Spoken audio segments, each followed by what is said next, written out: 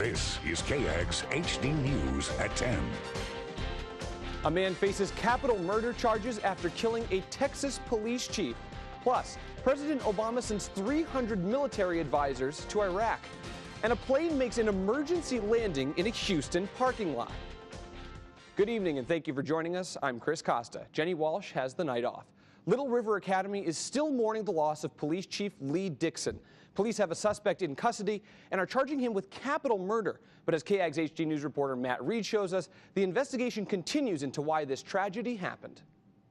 Before yesterday, much wasn't known about 57-year-old David Reisner, the man police say shot and killed Little River Academy Police Chief Lee Dixon. He was always real nice and courteous when he came through. KAGS has since learned that the man charged with capital murder of a police officer spent nearly 20 years working in law enforcement himself, most recently working for Grand Saline Police Department in 2005. But Reisner found himself on the other side of the law in 2008 and again in 2013. I do know that he had been handled a couple of times by Temple Police Department and he'd been in our jail before. According to authorities, Chief Dixon visited Reisner's home yesterday afternoon to follow up on a complaint of a man with a gun. The chief went to the office, took a statement and interviewed the complaining party, and then sometime later, within an hour or so, we understand, he come up to visit with Mr. Reisner to get his side of the story. What happened next isn't completely clear, but Reisner's arrest affidavit says Reisner called 911 minutes after Chief Dixon's arrival, stating he had shot a police officer. When officers arrived, they found Dixon dead on the front porch, shot twice with a shotgun. I mean, I know it's real, but keep thinking I may wake up and it didn't happen. But the reality is this city of just under 2,000 not only lost their only full-time police officer, they lost a cornerstone in their community. He would take the time to stop and talk to kids and, just to see how they were doing.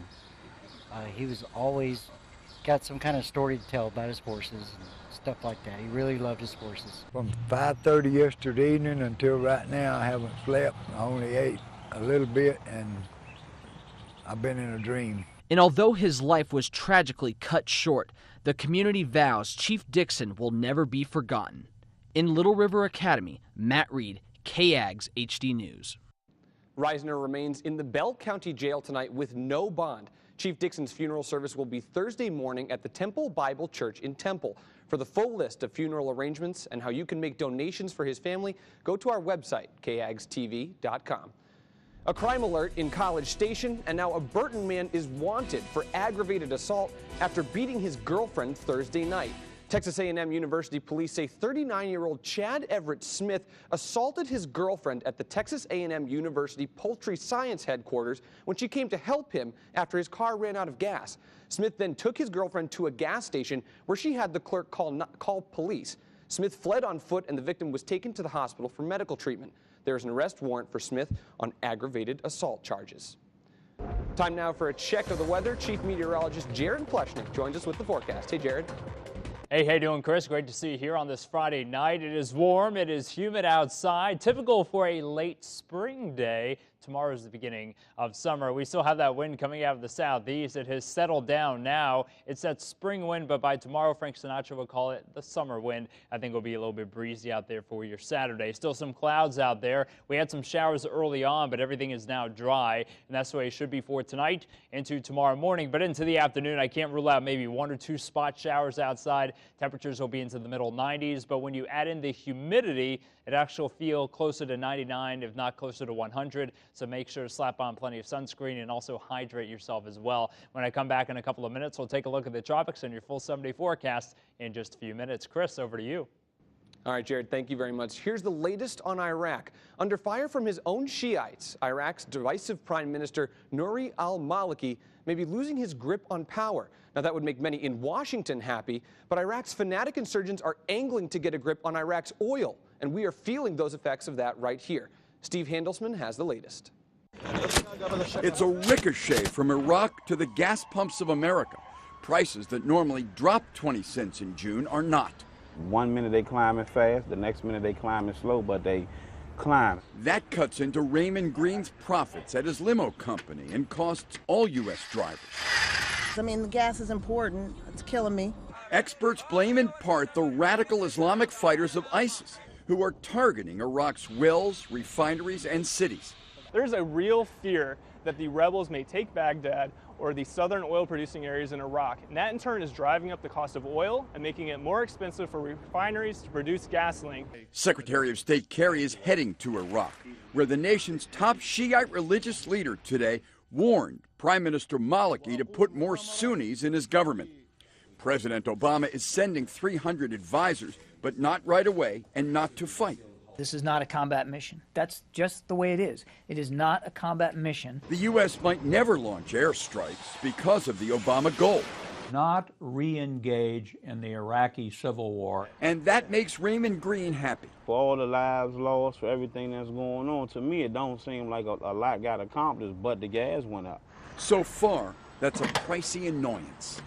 I'm Steve Handelsman, NBC News, Washington. Economists say we could face a recession if Iraqis can't unite to fight the terrorists of ISIS, and if fears are realized of much less Iraqi oil to sell. After shocking revelations about the NSA, the House voted today to back an amendment that limits the agency's ability to run surveillance on Americans. The amendment was adopted by what even supporters say was a surprisingly wide margin, 293 to 123.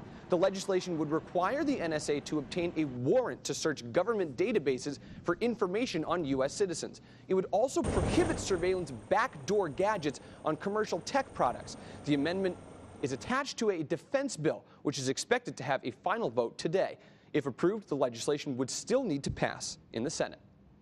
And 1 year after the Supreme Court struck down the Defense of Marriage Act, the Obama administration is further expanding the rights of same-sex couples. Married gay and lesbian Americans will now be allowed to take leave from work to care for a sick spouse, regardless of where they live. Danielle Lee has more on the changes. I love you, Bucky. Around the country, an increasing number of same-sex couples are legally saying their vows. 20 years ago, I didn't expect that this would happen in my lifetime, and it's the most wonderful thing in the world. 19 states now allow same-sex marriage, and this year alone, federal judges have declared gay marriage bans unconstitutional in 8 states. Now, the Obama administration is expanding the rights of those couples, allowing them to take leave from work when a spouse is sick, be buried in a national cemetery next to their veteran spouse, collect survivor benefits through the Social Security Administration, and for federal contractors barring discrimination based on sexual orientation. Attorney Sarah Warbelow represents the LGBT community. It's actually a huge deal for same-sex couples who are living in states that don't recognize their marriages. The changes are outraging conservative groups who rallied in Washington this week, vowing to reclaim the definition of marriage. This is about loving truth and loving what's best for men, women, and children. At a recent Democratic fundraiser, President Obama spoke to members of the LGBT community. Stigma and fear have no place in our laws. He's promising to fight for equality on behalf of same-sex couples. In Washington, I'm Danielle Lee, NBC News. Well, Texas Governor Rick Perry says it was a mistake to compare homosexuality to alcoholism. Those remarks were made during a meeting with the Commonwealth Club of California earlier this month. But yesterday, at a forum by the Christian Science Monitor, Perry said that he, quote, stepped right in it while explaining his views. Perry is rumored to run for president in 2016. He is not running for re-election for another term as governor of Texas. Well, a small plane makes an emergency landing in a parking lot in Houston. Both the pilot and a passenger were able to walk away from the crash. The pilot told police that the engine failed, causing him to make an abrupt landing. Officers say it's amazing that the pilot and his passenger were able to walk away from the crash. The FAA is investigating.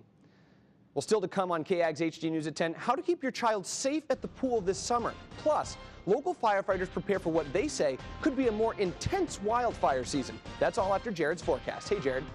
Hey, Chris, my favorite time of the week. It's Friday night. The weekend is rolling by. We'll take a look at the Atlantic Basin. A little activity out there. Will that affect your beach weekend on the Texas coastline? I'll let you know up next.